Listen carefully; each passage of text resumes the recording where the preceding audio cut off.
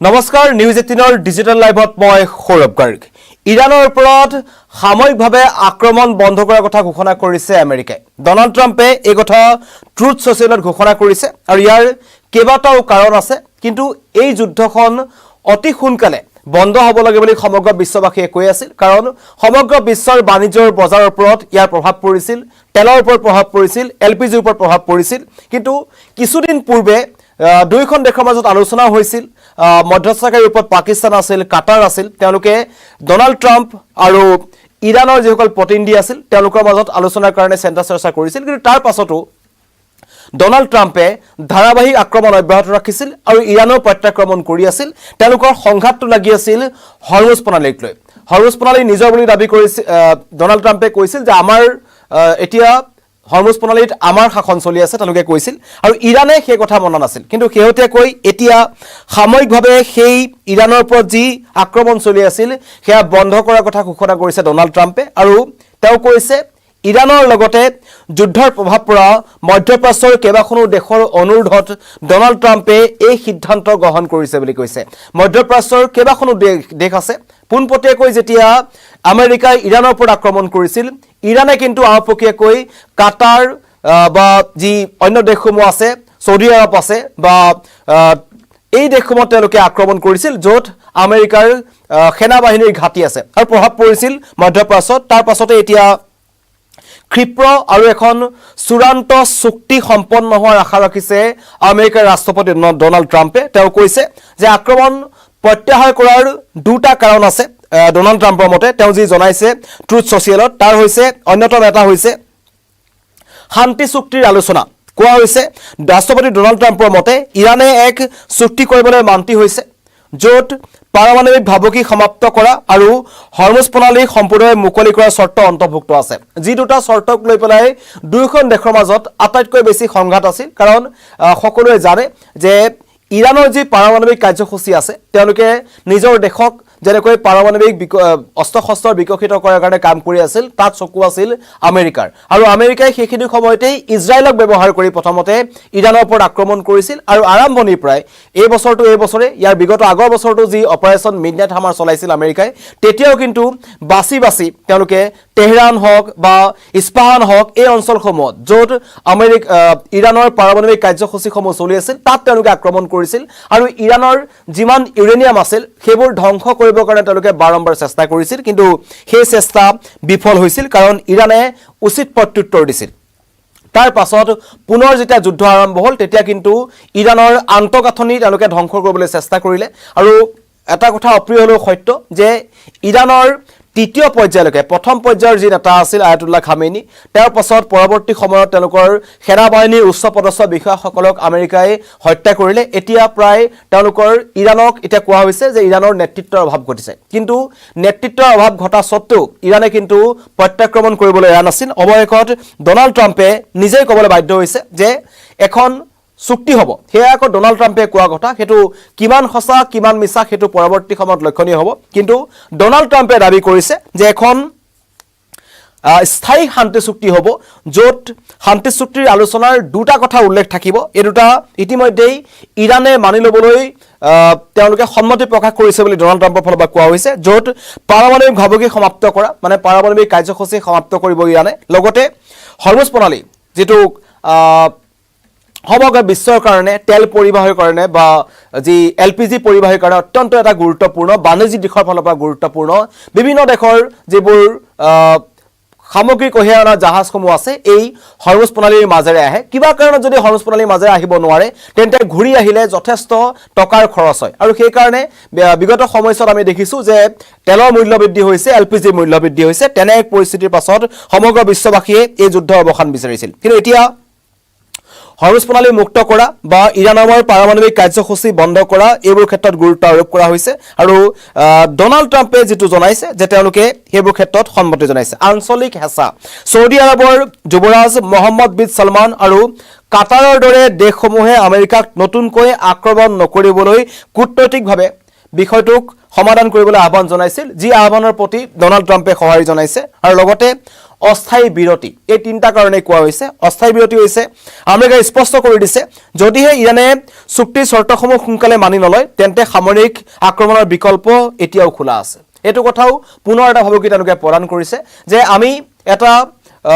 সুযোগ দিছো ইৰানক যে এই স্থায়ী শান্তি চুক্তিখন হওক য'ত বিশেষকৈ ইৰানৰ পাৰমাণৱিক কাৰ্যসূচী বন্ধ কৰা আৰু হৰমুজ প্ৰণালী মুক্ত কৰাৰ ওপৰত তেওঁলোকে গুৰুত্ব আৰোপ কৰিছে যদিহে ইৰানে মানি নলয় তেন্তে কিন্তু তেওঁলোকে পুনৰ আক্ৰমণ কৰিব আৰু ইৰানৰ ফালৰ পৰা কোৱা হৈছে ইৰানে এই কথাটো কৈছে যে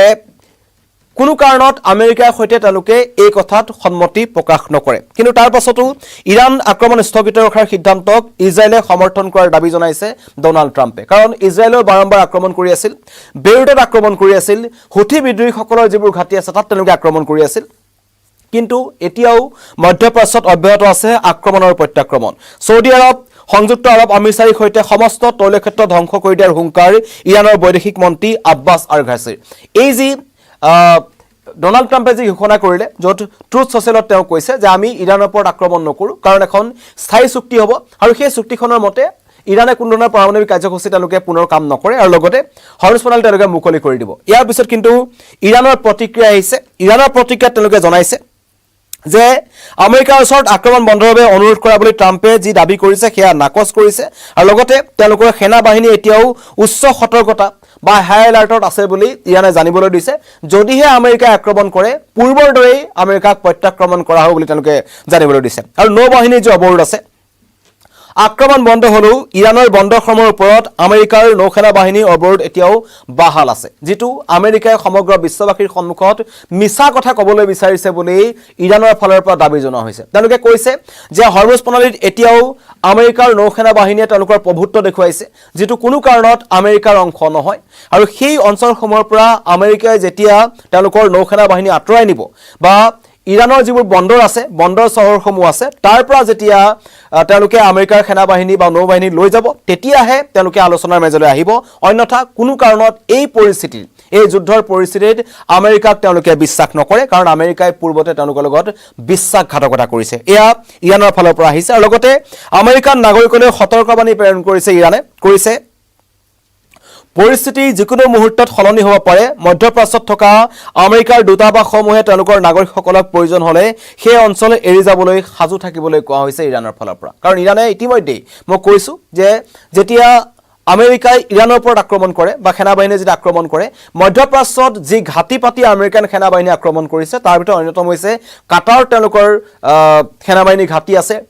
বেইৰুটত তেওঁলোকৰ ঘাটি আছে লগতে সৌদি আৰব এই অঞ্চলসমূহত য'ত য'ত ঘাটি আছে আমেৰিকাৰ সেনা বাহিনীসমূহত তাত তেওঁলোকে আক্ৰমণৰ লক্ষ্য কৰিলে যাৰ ফলত সেই মধ্যপ্ৰাচ্যৰ দেশসমূহৰ যথেষ্ট ক্ষয়ক্ষতি হৈছে যাৰ কাৰণে সেই দেশসমূহে এতিয়া আমেৰিকাক হেঁচা প্ৰয়োগ কৰিছে যে যুদ্ধ নহয় কূটনৈতিকভাৱে এই সমস্যা সমাধানৰ চেষ্টা কৰক কিন্তু তাৰ পাছতো আমেৰিকা নাচুৰবান্দা আৰু তেওঁলোকে বাৰম্বাৰ এই কথা কৈ আছে যে ইৰানে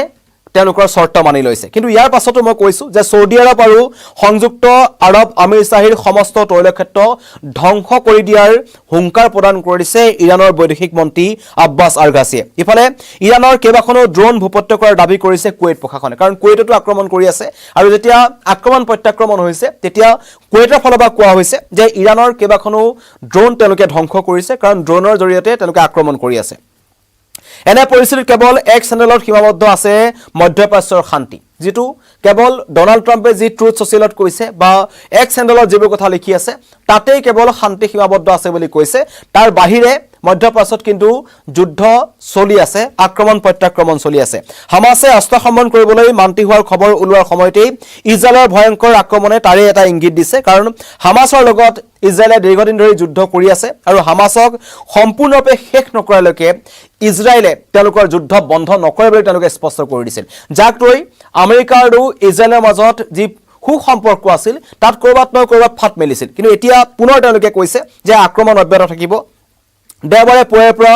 গাজাত ধাৰাবাহিক বোমাবৰ্ষণ কৰিছে ইজৰাইলৰ বায়ুসেনাই এতিয়াও তাত তেওঁলোকে আক্ৰমণ বন্ধ কৰা নাই বোমাৰ আঘাতক চূৰ্ণ বিচ্ছিন্ন হৈ গাজা সিটি আৰু ডেৰ আলবাহৰ একাধিক আৱাসিক এলেকা সম্পূৰ্ণৰূপে ধ্বংস হৈ গৈছে কাৰণ গাজাখন সম্পূৰ্ণৰূপে ধ্বংস হৈ গৈছে তাত শিশুসকলৰ আৰ্তনাদ শুনিবলৈ পোৱা গৈছে তাত হাস্পতালসমূহত বাছি বাছি আক্ৰমণ কৰা হৈছে মানৱতাৰ বৈধভূমিত পৰিণত হৈছে সমগ্ৰ যি গাজা আছে কিন্তু তাৰ পিছতো ইজৰাইলে আক্ৰমণ বন্ধ কৰা নাই ইফালে ইৰানৰ সৈতে আমেৰিকাৰ ৰাজনৈতিক বুজাবুজিৰ চেষ্টা আৰু অন্যফালে গাজাত ইজৰাইলৰ ধাৰাবাহিক ৰক্তপাত প্ৰশ্ন হয় এনে পৰিস্থিতিত কেনেকৈ মধ্যপ্ৰাচ্যলৈ শান্তি ঘূৰি আহিব কাৰণ ইয়াৰ আগতেও কেইবাবাৰো ডোনাল্ড ট্ৰাম্পে এটা কথা উল্লেখ কৰিছিল যে তেওঁলোকে ইৰানৰ সৈতে শান্তি আলোচনা কৰিবলৈ বিচাৰে কিন্তু তাৰ পিছ মুহূৰ্ততে তেওঁলোকে পুনৰ ইৰানৰ ওপৰত আক্ৰমণ কৰিছিল আৰু ইৰানৰ ওপৰত যি আক্ৰমণ হৈছে সেই আক্ৰমণৰ কিন্তু আৰম্ভণতে ইৰানে কৈ দিছিল যে কোনো কাৰণত তেওঁলোকে নতশিৰ নকৰে আৰু মধ্যপ্ৰাচ্যত কোনো কাৰণত তেওঁলোকে যি আমেৰিকাৰ দপদপনি আছে বা আমেৰিকাৰ যি প্ৰভুত্ব আছে সেয়া তেওঁলোকে মানি নলয় তেনে পৰিস্থিতি এতিয়া লক্ষণীয় হৈছে যে মধ্যপ্ৰাচ্যলৈ কেতিয়া শান্তি ঘূৰি আহিব তাৰ মাজতে জনাইছো যে সাময়িকভাৱে ডোনাল্ড ট্ৰাম্পে ঘোষণা কৰিছে যে ইৰানৰ ওপৰত তেওঁলোকে আক্ৰমণ বন্ধ ৰাখিব ধন্যবাদ